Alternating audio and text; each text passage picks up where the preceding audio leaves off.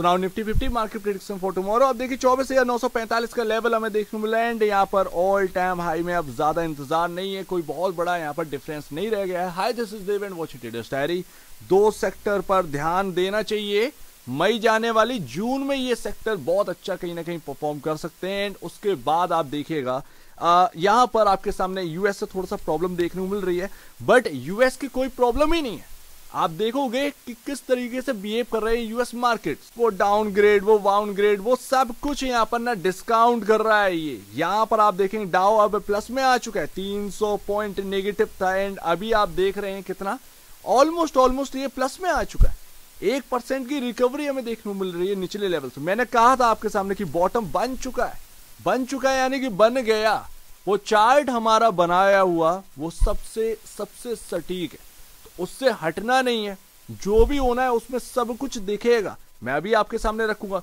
But Nifty की बात करूं कि निफ्टी में कितना समय रह गया ऑल टाइम में, ज्यादा समय नहीं है। अभी यहाँ पर ना वोडाफोन आइडिया का यहाँ पर क्राइसिस भी चल रहा है, उसके ऊपर भी हम बात करें, सारी चीजें कवर करेंगे। एंड यहाँ पर अब इंपॉर्टेंट जगह क्या है निफ्टी के अंदर वो भी आपको समझ में आएगा। बट दो सेक्टर वो है कौन से, जो दो सेक्टर की बात करें देखिए, ऑटो में टू व्हीलर राइट, दूसरा आईटी। कोई कितना भी कह ले, आईटी को आपको छोड़ना नहीं है, ऑटो को आपको छोड़ना नहीं है। ऑटो में टू व्हीलर, आप जो स्टॉक्स हैं उनको एनालाइज करिए। मैं दो स्टॉक सिर्फ आपके सामने फॉर एग्जांपल मैं आपके सामने रखता हूं, आपका बजाज ऑटो और आपका हीरो मोटोकॉर्प। लेकिन इनके बाद कोई स्ट्रॉन्ग है, टीवीएस काफी स्ट्रॉन्ग है, तो उसको भी नजर में करिए। जो भी आपको पैटर्न एनालिसिस यहाँ पर समझ में आ रहा उस हिसाब से मैंने सिर्फ आपको बताया कि टू व्हीलर ऑटो पर नजर होनी चाहिए, दूसरा आईटी सेक्टर पर नजर होनी चाहिए। जिसके Q4 के नंबर अच्छे आए उन पर ध्यान दीजिएगा।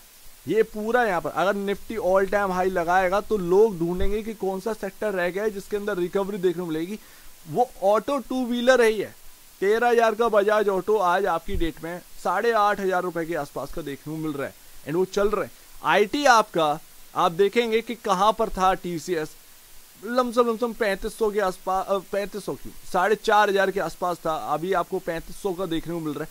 सो दैट यहां पर इतना बड़ा डिफरेंस है, तो ध्यान रखिए। मैं सिर्फ आपके सामने एग्जांपल रख रहा हूं, बस दो सेक्टर हैं जिनके ऊपर आपकी नजर होनी चाहिए। एंड ये रहा यूएस, चाहे जितना डाउनग्रेड कर लीजिए S&P 500 वगैरह 50% गिर जाएगा, वो जो भी गिरेगा ना वो इस चार्ट में रिफ्लेक्ट होएगा। अभी आप देखिए जो पैटर्न मैंने आपसे कहा था कि ये लो आपका बचा रहे, जब ये इस जगह पर आया ना, मैंने आपसे कहा कि ये लो बस बचा रहे, ये लो बच गया ना तो आपका सब कुछ है। पैटर्न कुछ इस तरीके का बन रहा था, यही तो बात है, यही तो अपने पकड़ा। एंड यहां पर आप देखिए किस तरीके के मूव देखने को मिले। सो दैट चाहे निफ्टी हो, चाहे आपका यहाँ पर स्मॉल कैप निफ्टी सबसे सटीक अपना बैठा है, मिड कैप निफ्टी यहाँ पर सबसे सटीक यहाँ पर चार्ट बैठा है। जिस दिन हम लोगों ने कहा ना कि यहाँ से घूमेगा उस दिन घूमा, तो वो अपना एनालिसिस जो है वो परफेक्टली बैठा। मैं ये नहीं करूँ कि तारीफ कर रहा हूँ, नहीं ऐसी बात नहीं, हम लोग पहले से ही समझ कर बैठे थे, ये मैं कहना चाह रहा हूँ। तो वो अपने को हेल्प किया है। आज अगर आप देखेंगे तो ये दो मूविंग एवरेज आपका 100 और आपका 200 डेमा, ये डाउ के अंदर ना सबसे इंपॉर्टेंट वहां से 2 दिन से घूम रहा है। अभी यहाँ पर ना आपका एक ट्रेंड लाइन जो चल रही है ना, ये पड़ने वाली है, ये कैसे भी करके निकल जाए। आप देखिए डाउ उड़ेगा, आप देखेंगे तो डाउ जो है वो उड़ने वाला है। 43,230 ये अगर निकला ना धीरे धीरे, ये अपना ना ऑल टाइम हाई भी निकालेगा, तो पॉसिबिलिटी यही बन रही है। लेकिन हाँ हर्डल है, ये एरिया ये हर्डल है। ये 3 एरिया जो है ना काफी हर्डल वाले हैं। लेट्स सी देखते हैं, वो डाउ का चार्ट है, बट अपने यहाँ क्या है बहुत सारा अभी यहाँ पर ना मटेरियल बस यही चल रहा है कि वोडाफोन आइडिया में क्या रहा है, क्या करें अवॉइड। मैं आपको एक फटाफट रीजन बताता हूं। ये 6 रुपए 75 पैसे का स्टॉक आपके सामने रखा हुआ, इसके अंदर हो रही है मैनिपुलेशन अच्छा खासा। यहाँ पर न्यूज खराब, सब कुछ खराब, बट मैंने आपके सामने एक लेवल रखे थे, वो लेवल वहीं से आज भी घूमा है। जब तक वो रेंज टिकी हुई है ना तब तक कोई डर नहीं। जैसे ही वो रेंज से कोलैप्स होएगा ना, सबसे दिक्कत भरा टाइम आने वाला है। तो वो यहाँ पर आप देखिएगा, मैं ऑलरेडी कवर कर चुका हूँ, वो रेंज काफी इंपॉर्टेंट है। बाकी न्यूज खराब है, वाकई में खराब है। क्या गवर्नमेंट हेल्प करेगी? हाँ करेगी, गवर्नमेंट हेल्प करेगी, बट कुमार मंगलम बिरला जी के होल्डिंग का क्या होगा ये पता नहीं। दूसरी बात, अवॉइड मैं क्यों कह रहा हूं, अगर मान लीजिए AGR ड्यू को अगर आपने इक्विटी में कन्वर्ट किया तो रिटेल निवेशक के हाथ में आएगा क्या? तंबूरा, कटोरा लेकर बैठना पड़ेगा। कितना करोड़ का यहाँ पर ना इनका डेट है, 2.5 लाख करोड़ के आसपास का डेट है। उसको अगर आप इक्विटी में कन्वर्ट करेंगे तो बॉस इक्विटी साइज कितना हो जाएगा जानते ना? 10 रुपए के भाव पर वोडाफोन आइडिया का जो मार्केट कैप है ना वो 4 लाख करोड़ के आसपास का बनेगा। कंपनी बची जाएगी, सब कुछ बची जाएगा, लेकिन ये जो 4 लाख करोड़ का मार्केट कैप है ये 10 रुपए के भाव पर आपको देखने को मिला। अभी यहाँ पर ना आपको 84,000 करोड़ के आसपास का मार्केट कैप देखने को मिलता है, ऑलमोस्ट। तो समझ रहे हो ना, तुम्हारे खाने के लिए बचेगा क्या? तुम्हारे पास क्या बचेगा? Retail investors. तो ये इक्विटी में अगर कन्वर्ट करते हैं ना डेट को, कंप्लीट डेट को यहाँ पर इक्विटी में कन्वर्ट करते हैं तो रिटेल निवेशक के लिए प्रॉब्लम। कंपनी तो बची जाएगी, सर्वाइव कर जाएगी, बिल्कुल कर जाएगी, बट आपका क्या होगा? आपको ऑलरेडी जो मार्केट कैप आपको मिलना चाहिए था, जिससे प्राइसिंग बढ़ती है, लोग इंतजार करें 30-40 रुपए का, यहाँ पर 10 रुपए पर ही वो मार्केट कैप हो जा रहा है। तो वो मैं आपको बताने की कोशिश कर रहा हूँ। आइडिया का, अगर वोडाफोन आइडिया का मार्केट कैप है इक्विटी में कन्वर्ट करने के बाद अगर मान लीजिए 4 लाख करोड़ का 10 रुपए पर बन रहा है, जियो का मार्केट कैप कितना है? 8 से 9 लाख करोड़ के आसपास का। तुम्हारे हाथ में बचा क्या? बात इतनी सी आ जाती है। तो वोडाफोन आइडिया को अवॉइड करिए, ज्यादा बेहतर है। क्या एनसीएलटी जाएगी? भाई चांसेस बहुत है, बहुत सारे चांसेस हैं। लेट्स सी, देखते हैं यहाँ पर होता है क्या, बट कंप्लीट अवॉइड करोगे तो ज्यादा बेहतर है। कहीं ना कहीं यही ज्यादा बेहतर है, चीजें समझ से बाहर है।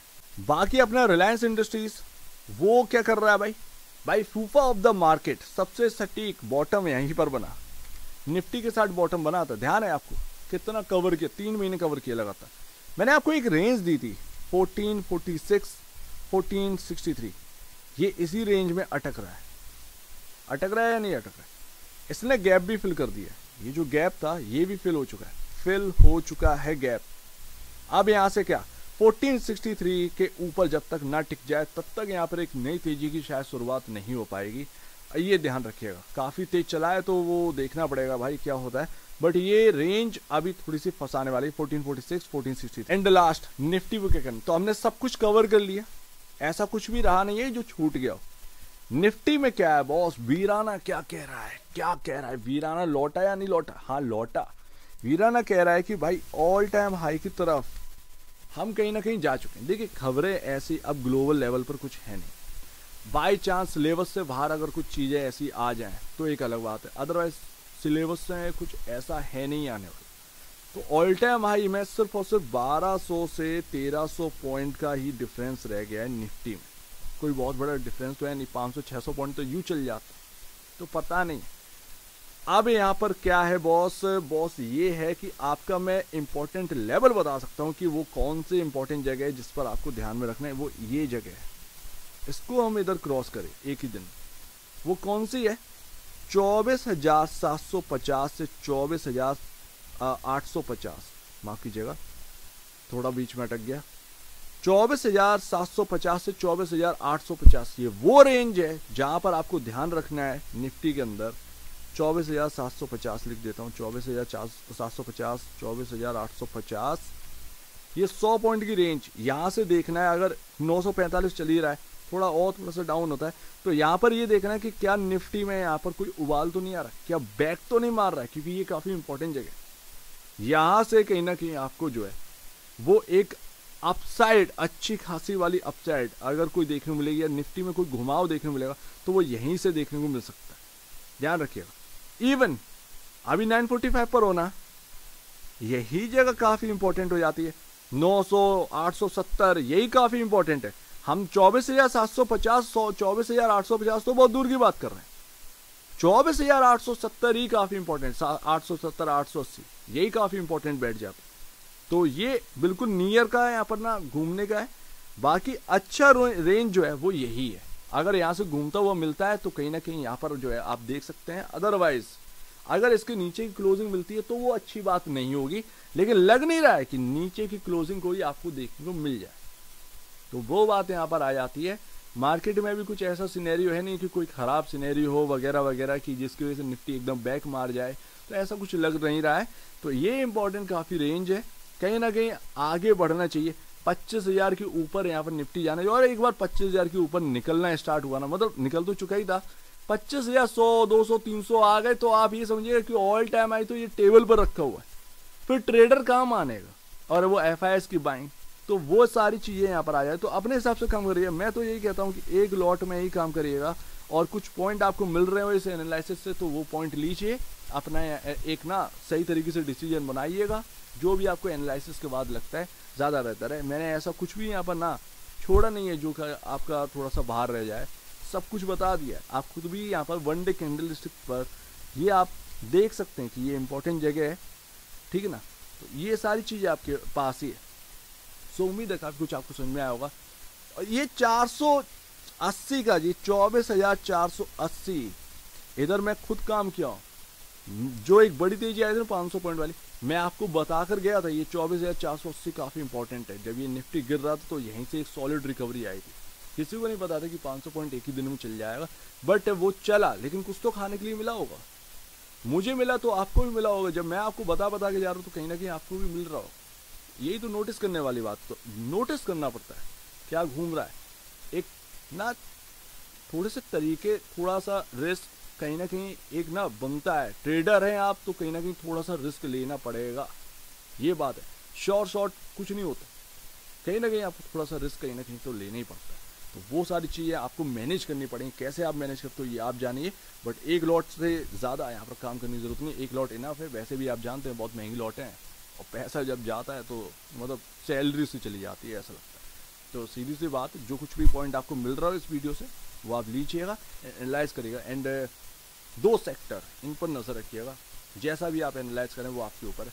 बाकी यहाँ पर अपना डिसीजन खुद बनाना है। मैंने आपके सामने थोड़ा सा एनालिसिस किया है, वो मैंने आपके सामने रखे। कुछ पॉइंट आपको मिल रहे हैं तो वो लीजिए। सो उम्मीद है काफ़ी कुछ आपको समझ में आया होगा। एक बार इससे पहले बेचने पहले अपने ब्रोकर एडवाइस से जरूर सलाह लीजिए। खुद की स्टडी करेगा, उससे बेहतर कुछ भी नहीं है। खुद की स्टडी ही मस्ट है। तो आप दीजिए मुझे वीडियो देखिए, वो तो धन्यवाद दोस्तों।